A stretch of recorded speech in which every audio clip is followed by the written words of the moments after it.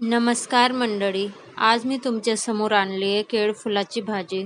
तुम्ही तर ही भाजी नक्कीच खाल्ली असेल. ही भाजी साफ कशी करायची, कशी बारीक कापायची ते सगळं आपल्याला माहिती आहे. तर चला तर मग आज आपण अगदी सोप्या पद्धतीने ही रेसिपी सुरू करूया. सर्वात आधी फुलं कापून घेतलेले आहेत.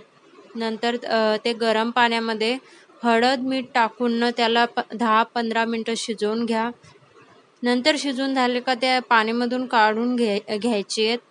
नंतर मग टमाटर, कांदे कापून घ्यायचे आहेत. तुम्हाला हवे असतील तर जास्तही घेऊ शकतात, कमीही घेऊ शकतात. आणि लसूणही घ्या.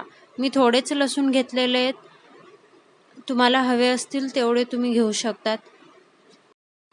नंतर कांदे आणि टमाटर छान असं बारीक कापून घ्यायचे. नंतर कढईमध्ये तुम्हाला हवे असेल तेवढं तेल टाका आणि त्याच्यामध्ये जिरा, कांदा ब्राऊन होईपर्यंत त्याला परतवायचा आहे. ब्राऊन होऊ द्यायचा आहे. नरम होईपर्यंत त्याला परतवायचं आहे.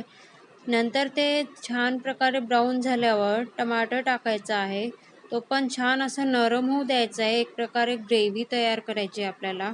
त्याच्यात तिखट टाकायचं आहे. मसाला, काळा मसाला, हळद, मीठ तर आधीच आपण उकळवताना टाकलो.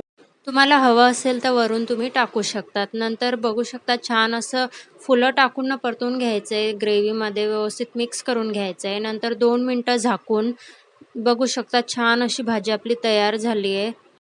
ही रेसिपी आवडल्यास लाईक, शेअर, सबस्क्राईब करायला विसरू नका. धन्यवाद.